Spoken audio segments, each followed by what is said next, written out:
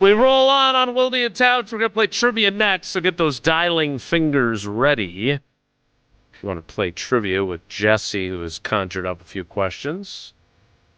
He's also got a new game that he's conjured up as part of the NBA All-Star Weekend festivities that we discussed earlier in the program.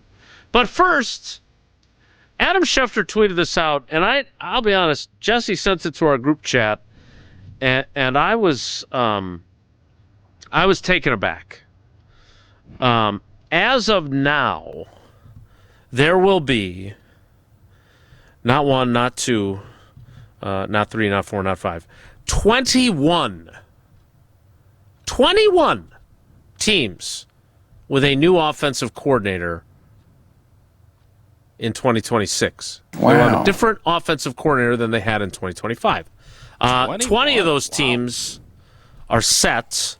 The one team that is not is the Rams, and whoever gets that job, and it might be Cliff Kingsbury, who's already been added to their staff, but whoever ends up doing that job, obviously Mike LaFleur left to become the head coach of the Arizona Cardinals, and presumably whoever gets that job will be getting ready to be a head coach next year. But 21 out of 32. Of the 11 teams that will not have a new offensive coordinator, one of them is the Green Bay Packers.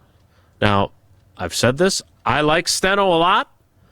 You played with Steno. You mentored him when he was a rookie back in 2006. He's a Marshfield guy. He's a Michigan guy, so he's not perfect. But he'll be back. And I think there were many of us who wondered, myself included, if maybe there were going to be some changes on the offensive side of the ball with him or with Luke Butkus and the offensive line. And instead, it would appear, at least as of now, we have not gotten the official release of the Packers' full coaching staff, but it would appear that there is no change in either of those jobs. I'm happy for Steno. Glad for him. But I think it was almost as if, Tausch, when it became clear that Matt LaFleur was coming back and the news broke that he was getting an extension, that the portion of the fan base that was frustrated with him voiced its opinion and then turned its attention to, well, you at least got to change offensive coordinators. Now that hasn't happened either. So through no fault of his own, it's not like he calls the plays. Adam Stenavich kind of drew that crowd's ire. What do we make of the fact that 21 other teams, and some changed head coaches, some lost offensive coordinators to head coaching jobs, like the Seahawks did, like the Rams did, but what do we make of the fact that the status quo is the status quo in Green Bay, comparatively speaking, to what's happened here? It tells me the same thing it told me that Mr. Policy did and Brian Gutekunst did, is that this team believes they are right there and that they don't need anything but health. That's what it tells me. The system is fine. The players are fine. They're going to do some tweaking. The O-line needs to be better, but not enough that they're going to go bring in a different coach.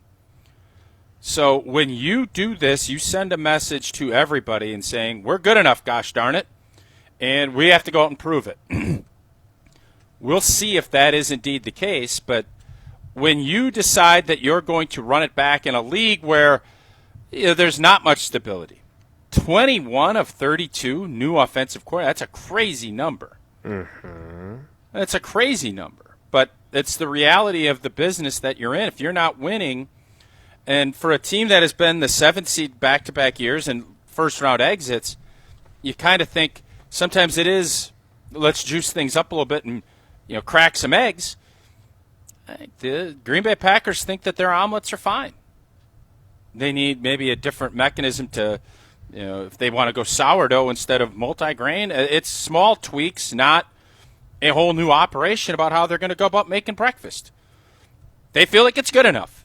And with the injuries that occurred, I'm fairly convinced that everybody over there feels like had Tucker Kraft, had Micah Parsons stayed healthy, this team was built to win a championship this year. And with them coming back and with some tweaks and some, improvements, they're going to be right there ready to win a championship next year. There's a lot of people on the outside that don't view it that way. I look at it and say I do think that this team prior to that Denver game was right where they needed to be. I agree. But it's really hard to sit there and say, well, you lost 5 in a row, and including blowing an 18-point lead to a team that you should have beaten. You didn't. Reality comes to what happened. It's not about what you project or what you think. It is about results. And the results weren't good enough. And to be one of, 11 teams that didn't change anyone or anything about your offensive coordinator or special teams, there was a time we thought there'd be 3 new coordinators. Now we're all sitting here and saying, all right, we're running this bad boy back. I don't know how excited people are about it, but it doesn't matter. What matters is, are they going to be able to put together a group that's going to be more consistent? And I think all of this starts with, I look at the passing game and what they were able to do with both Tucker and then when Tucker got hurt, Christian Watson. I think everybody should be excited about their passing game.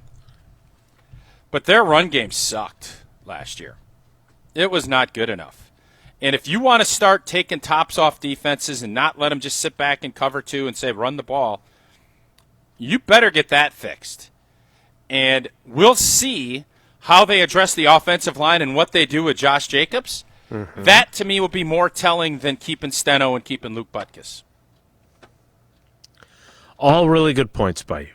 And again, I am in your club when it comes to, and again, my frustration was that I understand you can't use injuries as an excuse, but I have made the argument previously that they lost the 2 guys they could least afford to lose, Tucker Kraft and Micah Parsons.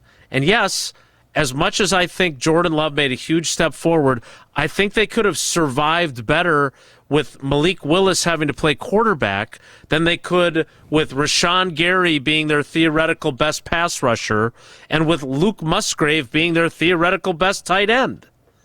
I think the backup option at quarterback was better. So I thought that was where, and again, if you think back to Denver, to Tausch's point, they are up 23-14. They just got the ball, I think, on a takeaway, if I remember correctly, which didn't happen very often, by the way. And they go for it on a deep shot to Christian Watson. Jordan Love underthrows him by a yard. Not only does Patrick Surtain pick the ball off, but Christian Watson suffers a chest injury that he leaves in an ambulance to go to the hospital to be observed. If that ball, and again, I'm not blaming Jordan Love for this, but if that ball is overthrown and Christian Watson runs under it and scores a touchdown, it's 30-14 against the team that's won 10 in a row, and you are about to leave Denver with a signature win and a 5-game winning streak and be 10-3-1. So I know it's hard to think that way when they lose 4 in a row to end the regular season and then they lose the way they did in Chicago. But for the crowd that wanted change for change's sake, I understand their frustration, but I also understand why the Packers are doing it the way they are. They clearly believe that they had what it took. Now, look, this show and others will focus on a very important offseason. There are a hell of a lot of important pieces that are free agents. And I was just exchanging opinions with Jim in the ESPN Milwaukee YouTube chat.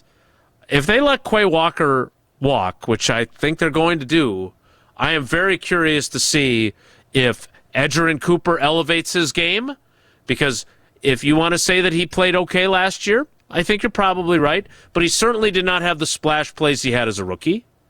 And is Tyron Hopper going to be good enough? Because now you're thrusting him into a more significant role. He was a third-round pick. With the exception of Tucker Kraft, their history of third-round picks have not been great. Is he going to come in and be a really good player for you or not? That's just one of the many pieces from that 2022 draft that could be gone. I think they should be concerned about what their offensive line is going to look like. And I'm very curious to see what they do to augment it in the offseason. But this is a huge offseason for them and for Goody. But I still think that they had what it took to be in the mix if they don't lose those two players. And I understand that's a polluted mindset, but that's the way I view it.